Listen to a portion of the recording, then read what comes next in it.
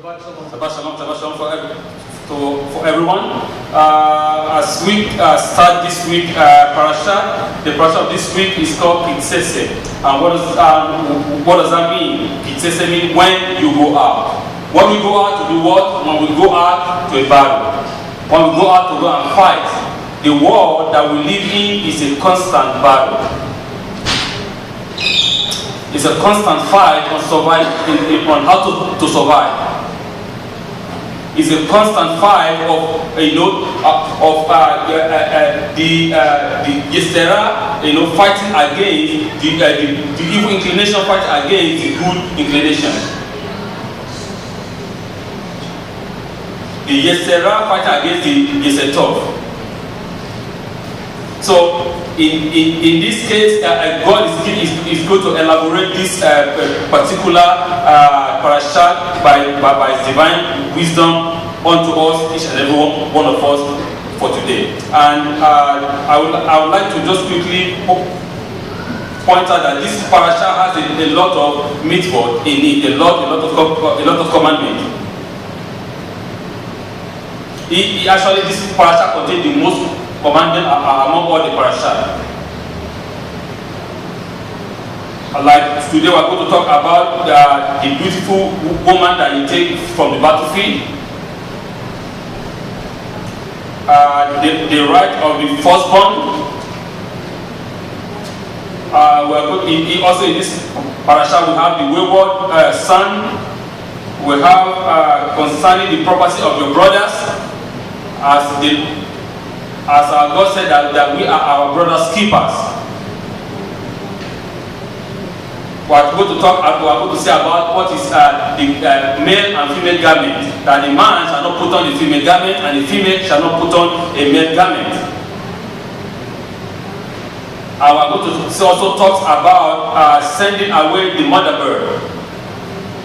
Also protective fence when you are building or constructing your home. And also, we are going to talk a little bit about the Tetze, and we are going to it's a lot about adulteries, forbidding marriages, about accusation of wife, divorce, and so on and so forth. So it's a lot of commandment here. And at the last, we are going to talk about when Moshe was telling the people that they should remember Amalek. So the last is Amalek. So today the parasha starts with going to war and it ends with fighting Amalek. So parasha Tetze contains the most commandment of all the parasha of the Torah, 27 positive commandments and 47 negative ones. The parasha is divided into 44 passages of text. Although the parasha both begins and ends with commandment arising in a war context, the overwhelming majority of the parasha detail commandments of morality between man and his fellow at home.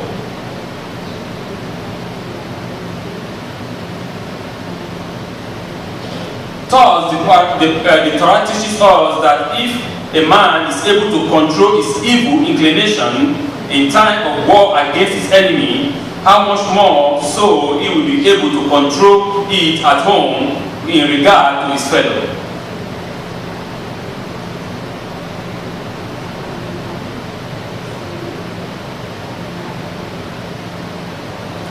The going out to war is not just a physical one, but also a spiritual one. Going out against the evil inclination, who appear at the most opportune, as the most opportune moment to lead us astray in our daily lives.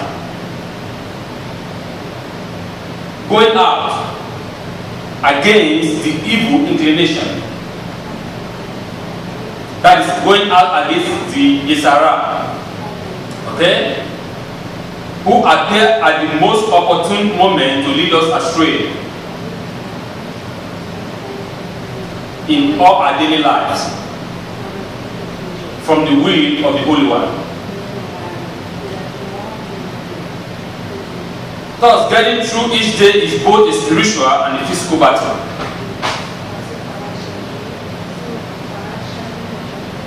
From the enemy side and the enemies within. From the enemy outside and from the enemy within. Tetze detailed the constant war against Amalek. The ultimate spiritual and physical evil which has to be utterly destroyed.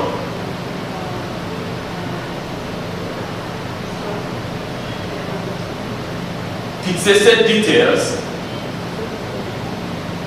the constant war against Amalek. The ultimate spiritual and physical evil which has to be utterly destroyed. By Israel in order to complete the mission of the world rectification, which is Tikkun Olam. So let me a little bit elaborate on this thing. We see that God said going out against whom? Or against what? Our study says that we constantly fight a battle against the enemy, against the Amalek, both spiritually and physically.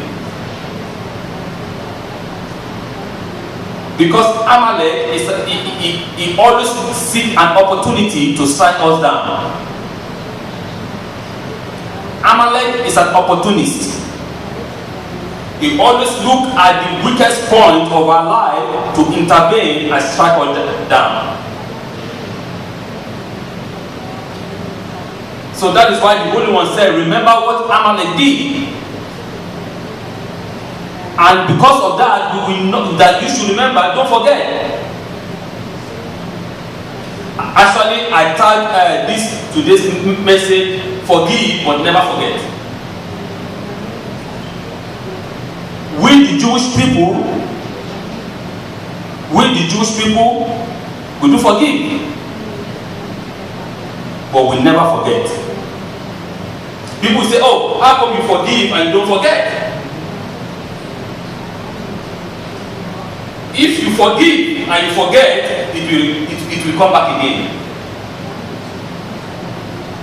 Because we need to remember that history sometimes will repeat itself. So you shall never forget. But you forgive them. So that if he wants to come again to do what, to strike you down, you will remember and you are always safeguarded. You are always guarding yourself. You are always at watch.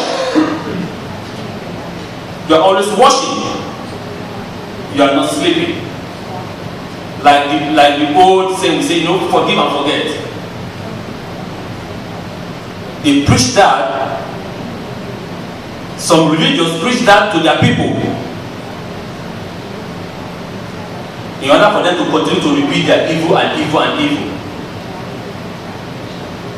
And they will now come and back it all with the word of Yeshua HaMashiach. They say, it is written in the book of Matthew, it is written in the book of John, it is written in the book of Luke. Yeshua said, if somebody did you wrong, you have to forgive him 70 times 7.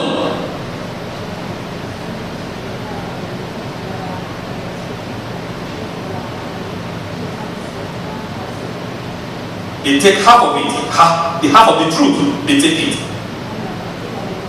And they mix it with their false lies. Yes, Yeshua said you shall forgive 70 times 7. But let us finish it up. Did Yeshua say you should forget after 70 times 7? Finish it up. Don't make it half. Why do you take the truth and cut it into half? That is Amalek. They mix the truth, the 50% true, and mix it with 50% lie, so that you are confused, you don't know anything. Yes, we shall forgive. It is true to forgive. Because when you forgive first, actually, you are making yourself to be at peace with yourself. That's the most important.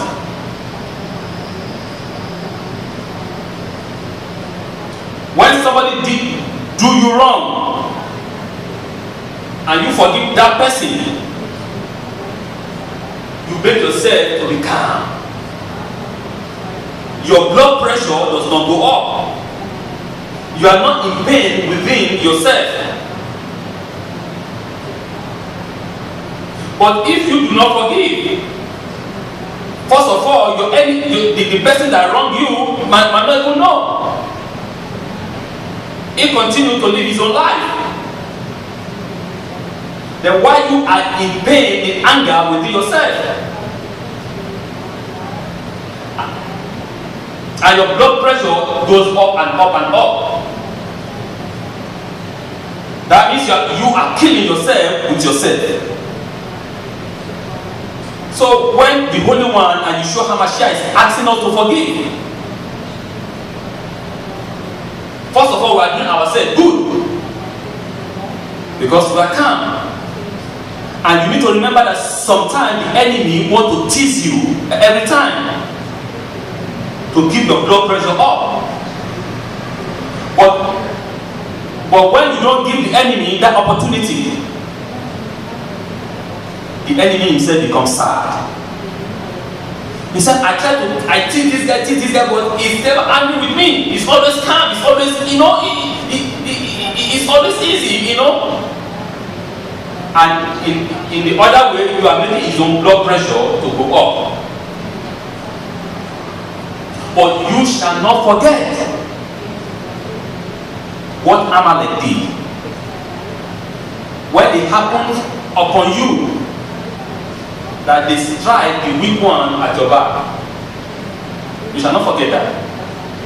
That is unforgettable. Unforgiving. You forgive, but you shall not forget it. Because it is very important. I want us to understand that Amalek is an opportunist. He strikes us when we are weak. He brings us down when we are not on guard. So the Holy One is telling us we should always be on guard. He said it says in the book of in Psalm 1, 2, 3, and I read now. Just a minute. Psalm 1, 2, 3.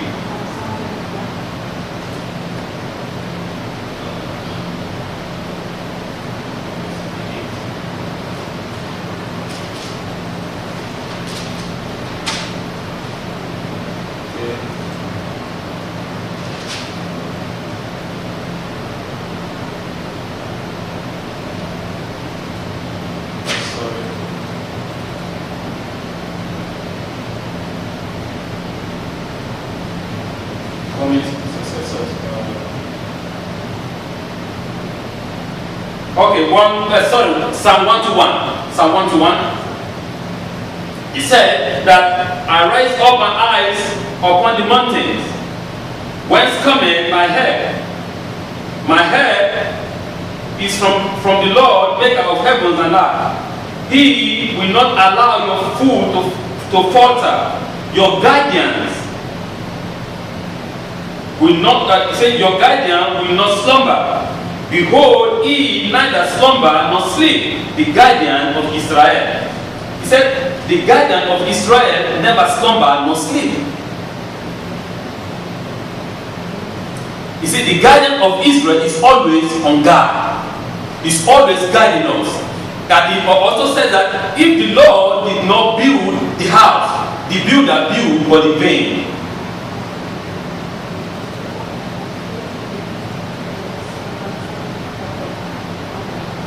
But if the Lord did not watch over the city, the watchers watched but in vain. So it's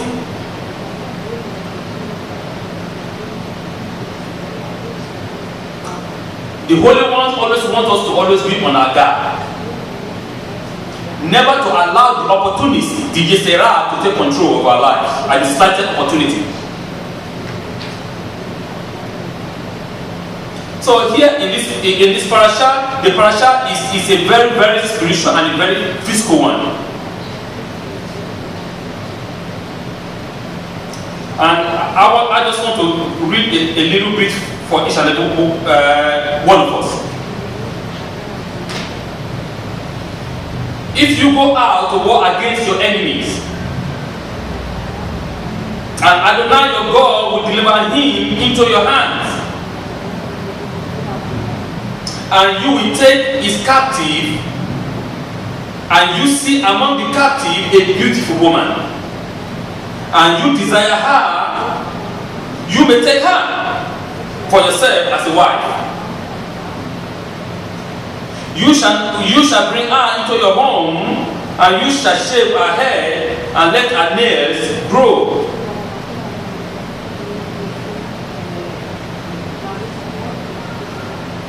And you shall remove the garment of her captivity from upon her, and stay in your house, and she's going to stay in your house and weep for her fathers and for her mother for a full month. After that, you may be with her, and you can be her husband, and she will be a wife for you.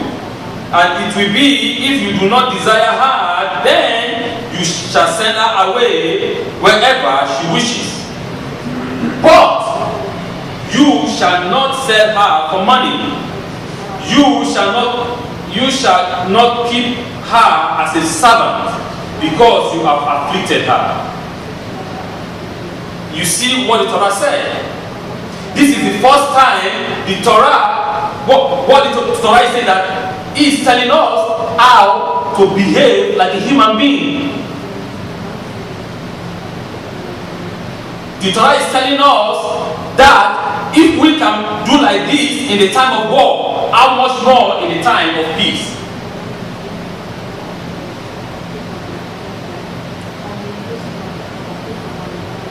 The Holy One is trying to tell us that the evil inclination that we have, the animalistic behavior in the human being can be overcome. It is possible for us to overcome this.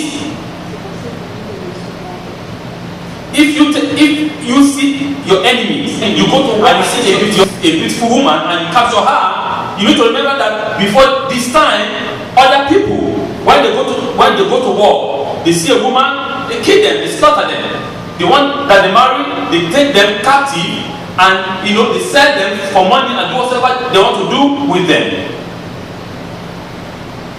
So in this case now,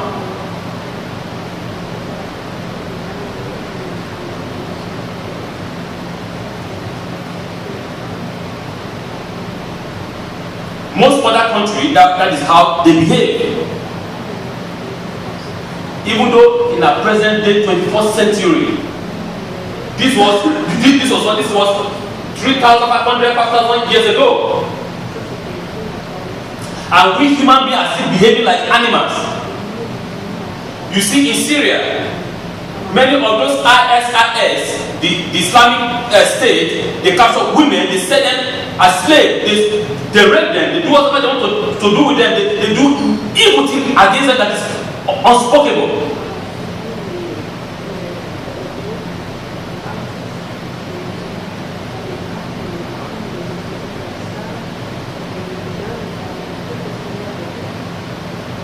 They behave like a barbaric, like animals. They tie women and put them with a bomb and tell them to go and blow themselves up.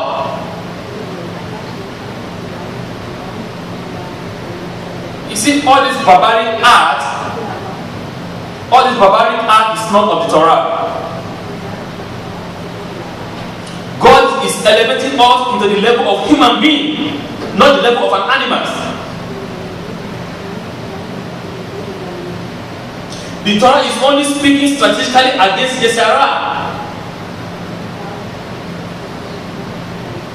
It says by Rashi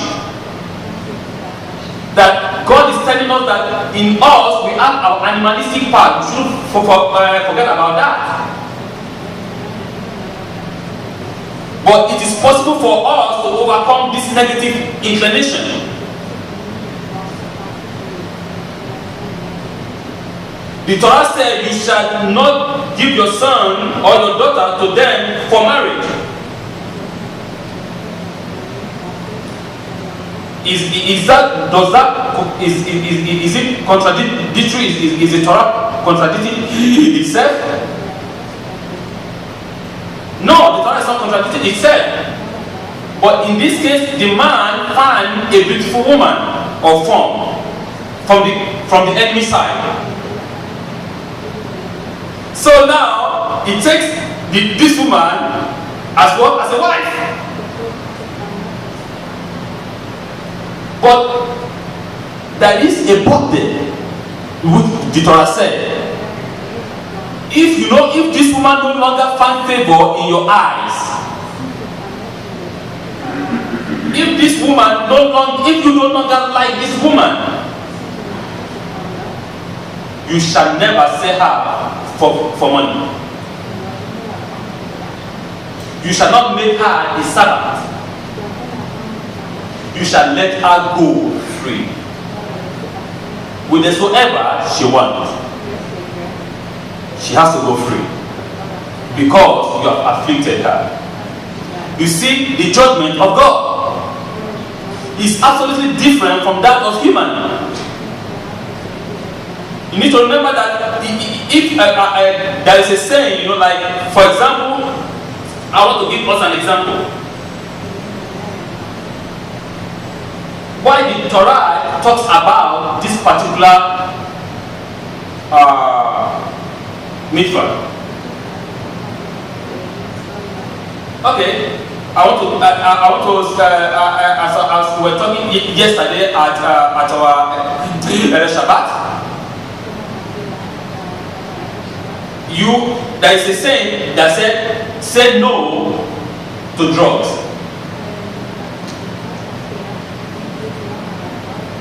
Say no to drug.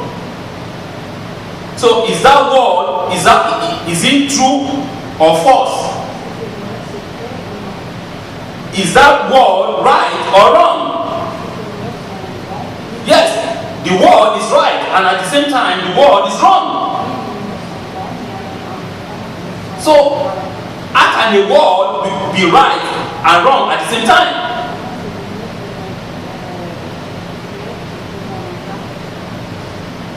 The word can be right and I can be wrong at the same time.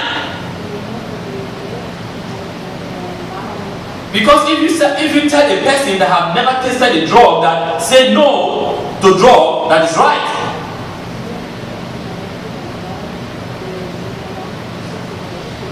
This man, this woman, he or she has never tasted drug in their life. So if you tell them say no to drug, that is good, that is fantastic, because they have never tasted it in their life.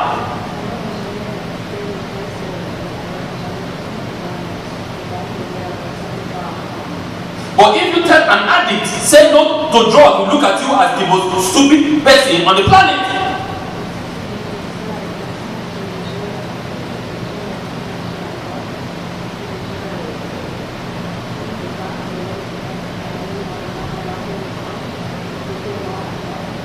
This man is an addict. His life depends upon drug addiction. So that word does not, to him that word is wrong. So I want to bring this example into what we are talking about the beautiful woman now. The Holy One knows that we are human beings.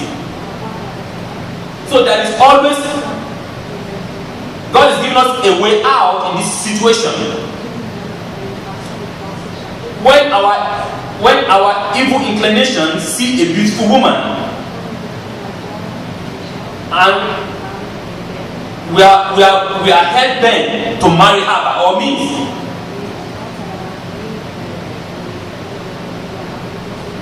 We need to understand that at that moment, this man is not thinking in his right mind. He's not in his right mind.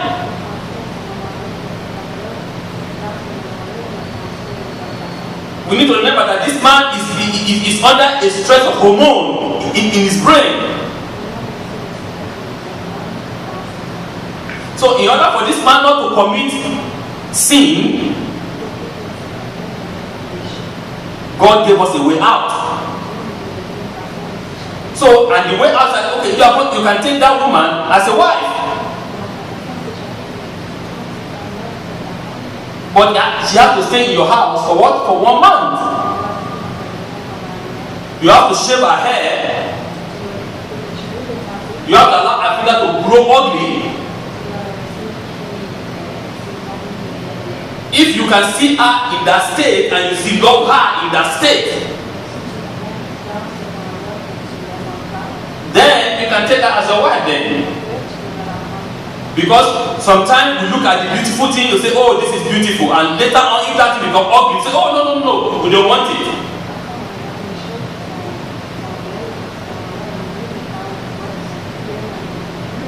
It's like a reverse psychology that God is giving us. Teaching us how to be able to live a good life. You shall not desire a foreign woman. You shall not give your daughters and your son unto them. But we are human beings. Yetzirah always can take control at any time. But if we are always on guard, then God will give us the power over Yetzirah.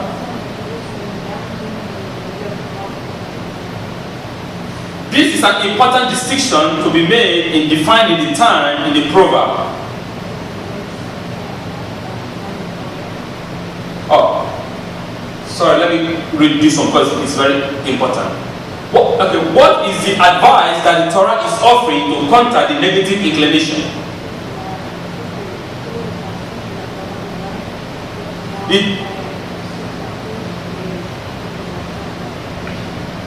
It is important to have as many tools in our box as possible.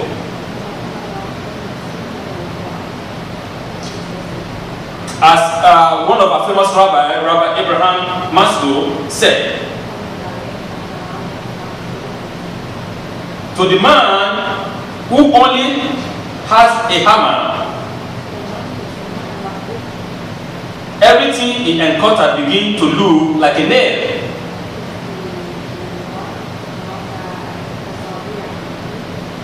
What is the new instrument?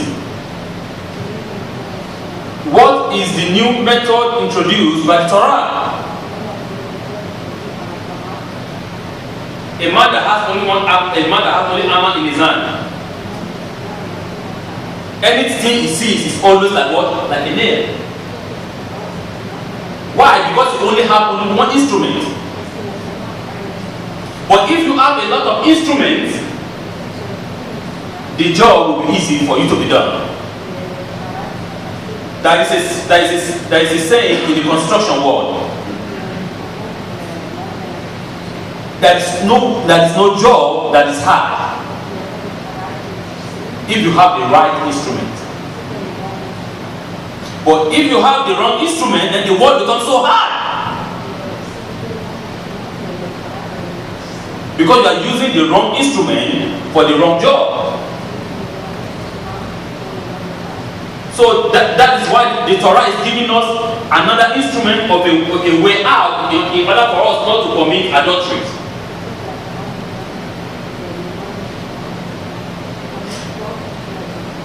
Because you need to understand that this man, no matter what you tell him, by that moment, is not to commit adultery anyway.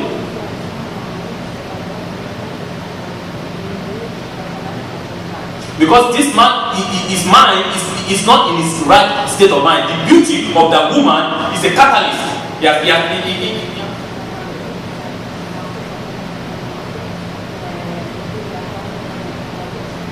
He is absolutely attracted. He is under the influence of the beauty of that woman.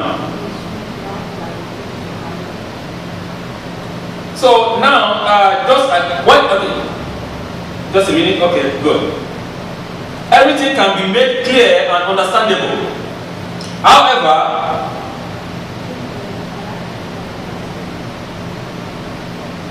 I just want to read this one again. It's very important. My eyes just glanced it now.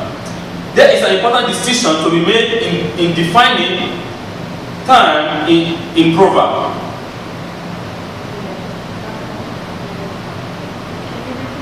Okay, I said there is an important distinction to be made in defining times in proverb. In the book of Proverbs, there's a very important time to be made.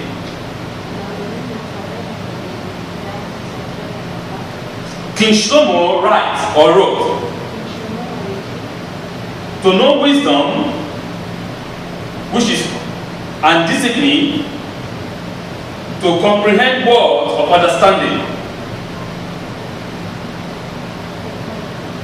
The Vina Gaon explained that Hokman, which is wisdom, is a clear-minded approach in advance to being subjectively involved in a situation.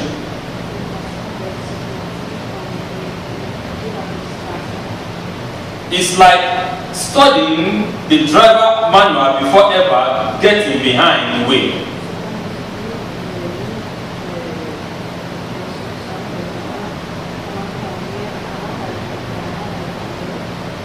Or reading a book on marriage before crossing the threshold of married life.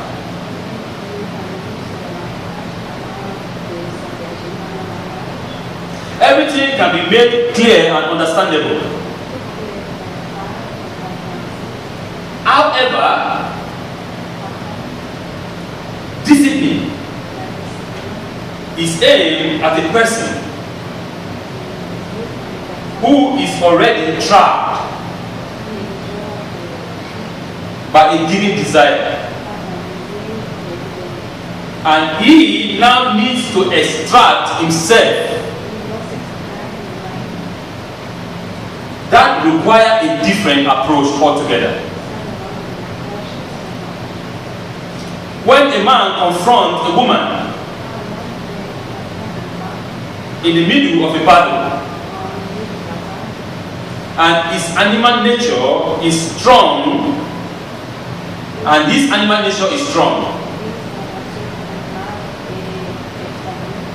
what can we say to stop him? The answer can't be flatly no.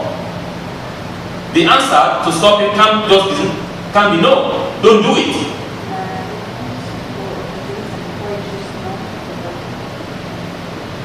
But it can't be yes either. The only thing is yes. Because this man is completely out of his mind.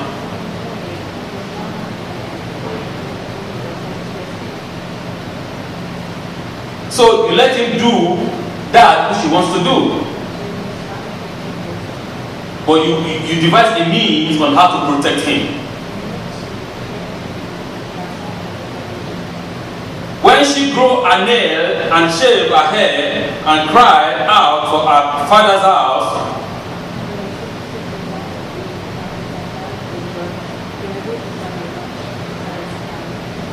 and you become sober as a man,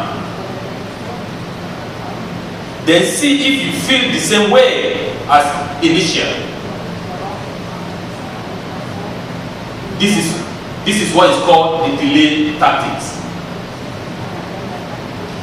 So the Holy One, blessed be He, is trying to give us this frame of understanding.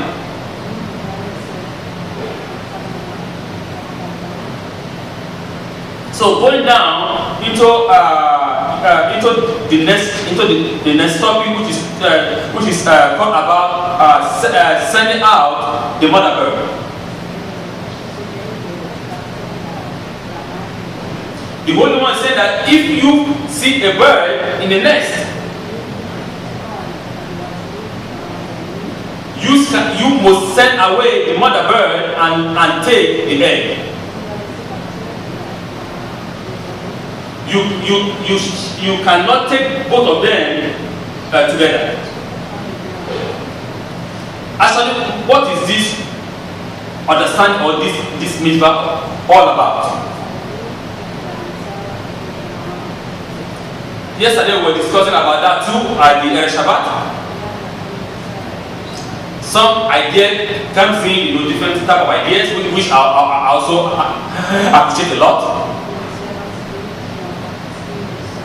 Yes, it's about the protective mood of nature. That we should protect nature as much as we can. But what God actually is talking about there is about Rachamim. It's about mercy. You cannot kill the woman, the female bird and the egg together. It is wrong.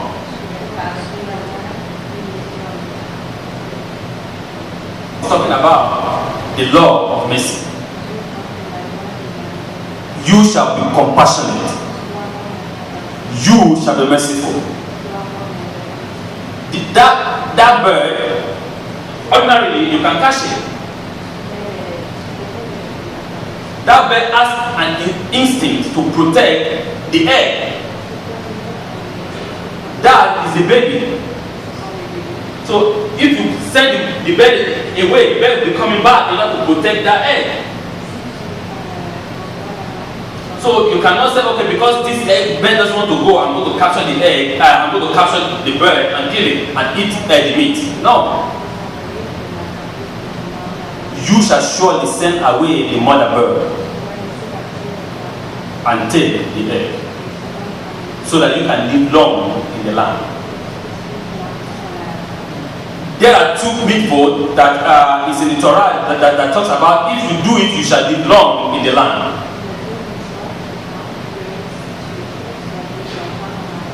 One is you should honor your father and your mother. Then you shall, when you respect your mother and your father and your mother, you will live long in the land. This is the second one. Let the mother go, and the egg you shall take it. Then you will live long in the land which God has given you. Because a land without mercy is no land. A land without compassionate love is no land. That is the problem that we are having in our world again in the 21st century. That we still live like an animal, not like human beings. Where the few can gather all the wealth of the world and put it in their domain. They don't even care about the 99% that are poor. They don't care about those who are in need. They just think, I want to amass everything for myself alone. Me alone. Those animalistic nature of a man, God is telling us that we shall get rid of it. And this is what is. And these are the things that we term harmony. You shall not behave like an animal. You are not animal, you are human. God is lifting us up in a different category. And this category is the category of a being, not animals. And so therefore we have to always be compassionate as our Father which is in heaven is compassionate. I quickly talk about the matter of divorce. love is the word that is supposed to explain the feeling that binds two individuals.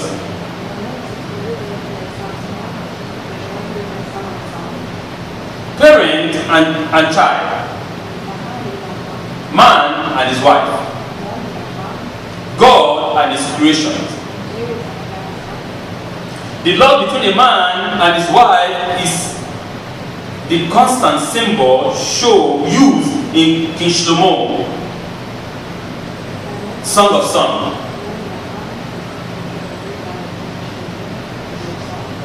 to declare the unshakable love of God for his creation.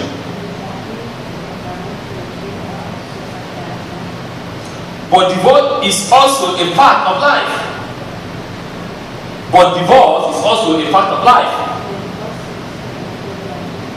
And in this parasha, the Torah, albeit very succinctly, discuss the method of divorce.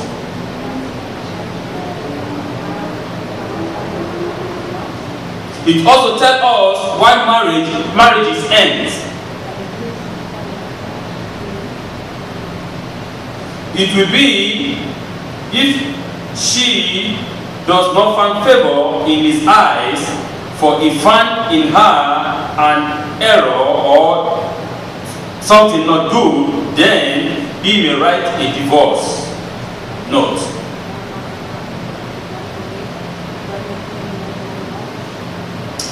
In the Mishnah, in Tractate Gittin, discusses the meaning of these evas dabas in different ways. He says that who is known for a strict opinion. He says that Shammai, who is known for a strict opinion in most matters, says that divorce should only occur over a matter of immorality. In the school,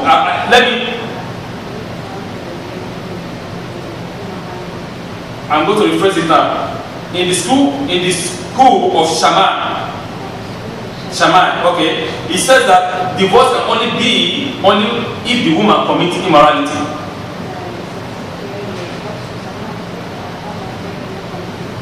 And in the school of Hillel, it says that even though if your wife wants your soup, you can divorce her.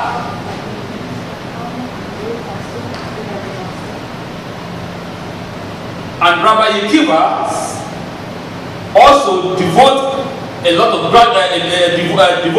time on this.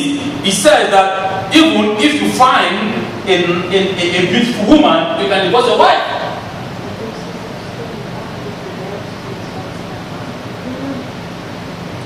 It is more difficult. You need to understand our sages. They are saying the same thing, but in different ways. I'm going to explain a little bit. It is more difficult to understand the Mishnah. It seems to go against the grain of every teaching that is said in the Torah. How do Hillel, those who spoke of loving, who spoke about peace, who spoke about everything great,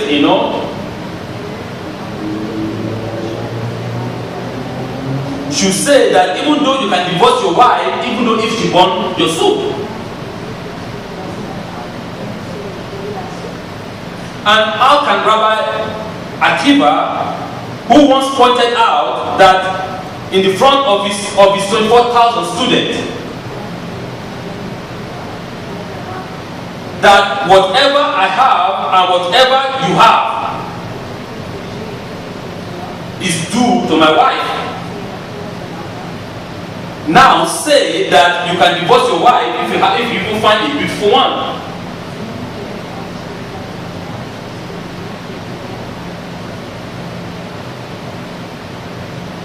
It is giving us a sign. It says when a marriage is in a state of disrepair,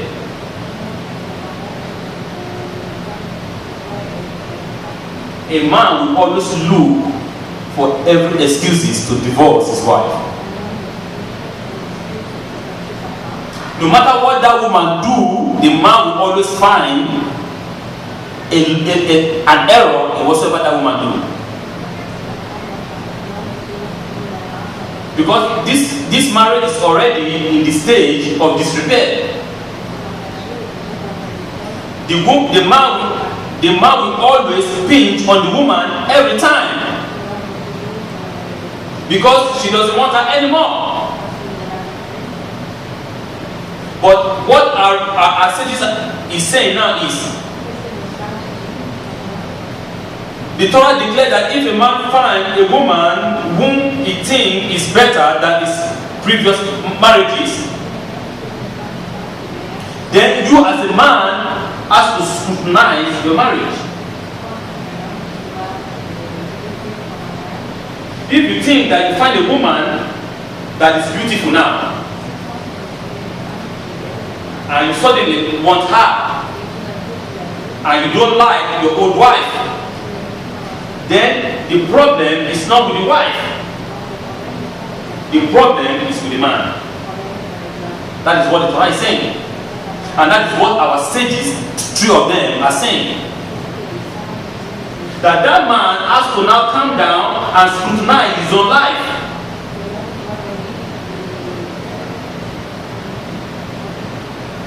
The problem is not the woman. Yeshua said in the book of Matthew that we just read, and I read it, you have heard that it is been said that you should not commit adultery. But I said unto you that all who that looks at a woman as lustfully at once has committed adultery in his heart. And if your right eye stumble you, plug it out and cast it from you. For it is better for you that one of your members should perish, and not all of your body be thrown into Gehenna. And if your right hand stumble you, cut it off and cast it from you, for it is better for you that one of your members should perish, and not all of your body be thrown into Gehenna. It is been said that he that put away his wife will give her a written of divorce. But I say to you that anyway, or anyone who put away his wife aside from a case of fornication, make her commit adultery. And he who takes a divorced woman commit adultery. What is Yeshua trying to say? Remember what I told us earlier? Yeshua is saying the same thing like the school of Hillel and the school of Shammai. Yeshua, as the Torah, the living Torah, is explaining itself for us. Moshe, as I said earlier, has to bring down this understanding to the level of the layman.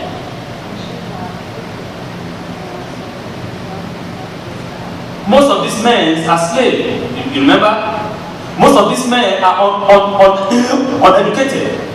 So Moshe has to break down this advanced physics that you receive from the Holy One down to the level, to the language of the ordinary man.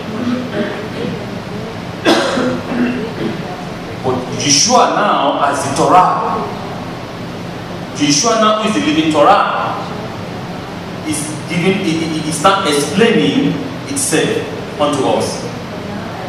He said, this is what Moshe was trying to tell you. Because you were back then uneducated. Moshe was trying all his best to break it down to your understanding.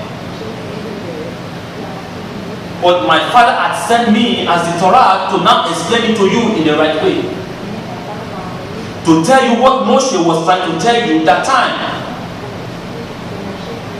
That if a man look at a woman with a wanton eye, that man has committed adultery already. That is what the Torah said. There is nothing that is given to a man except it is been given from above. There is nothing a man has if it is not been given to him from above. What does that mean? He said that everything that a man has in the physical world has been given to him from the spiritual world. Before a man commits a sin, that man has already committed that sin in the spiritual world before he committed it in the physical world. That is what Yeshua is saying. Adultery doesn't just come in a second. No.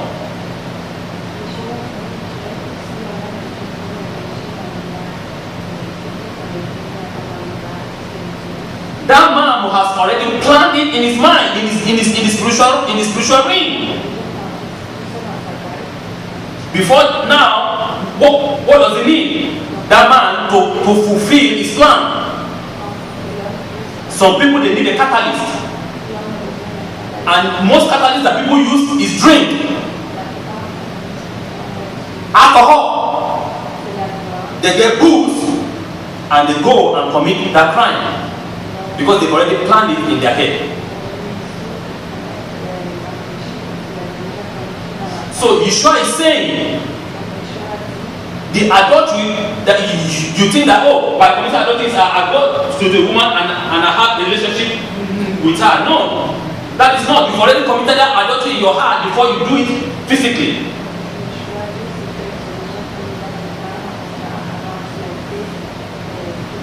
So the Torah is explaining itself to us in a plain language. He said, you've been told that if you want to divorce a woman, you should do what? Give her a written divorce. But he said that if a man will give a woman a written divorce and let her go, that you allow that woman to, that man has committed adultery.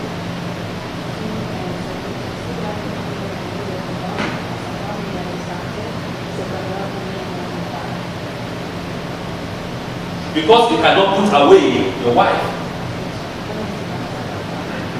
You see, Yeshua is saying, the Torah itself now, I don't want you to see Yeshua as a human being. You remember what I told you?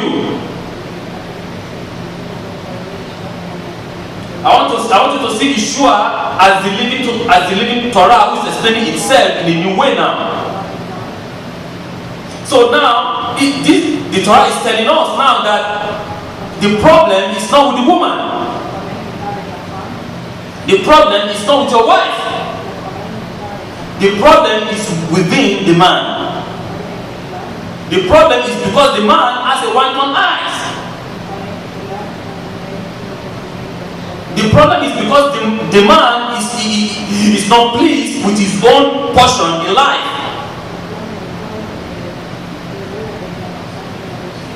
Even though if this woman crucify herself and give her life to this man, the man will always look for a reason to say that this woman is a bad woman.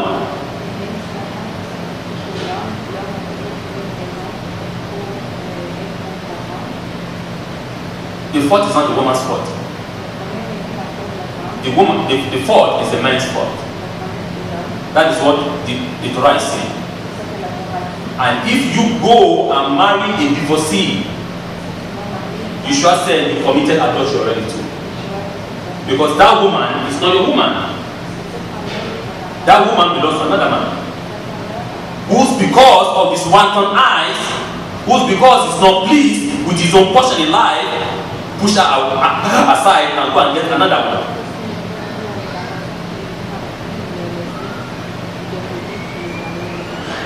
Yeshua is the Torah. The living in the flesh. Explaining itself what Moshe wants to tell us, or what Moshe was trying to tell us 3,000 years ago. making it clearer for each and every one of us. Yeshua is against the Torah. Yeshua is actually explaining the Torah to us in the living way. That I am the way, the truth, and the life. That whosoever comes through me, that he can only come through me unto the living God. The Torah is the plan, the architect plan of life. God designed the entire universe based on the Torah. Torah is the tree of life. So I say, when you go out, Tetze, when you go out. When you go out against what? Against the battlefield.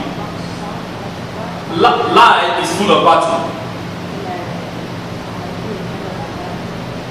You're stepping out every blessed day is battle. Finding your daily bread every day is battle. Taking care of your family every blessed day is battle.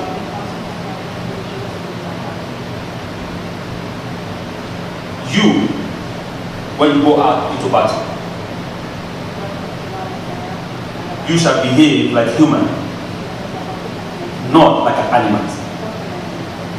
For we are human, image of God. I remember what Amalek did. Amalek shall be wiped out forever. Amalek will never enter into the congregation of the Holy One. The Torah said, Mizraim can enter into the congregation of the Holy One in their third generation.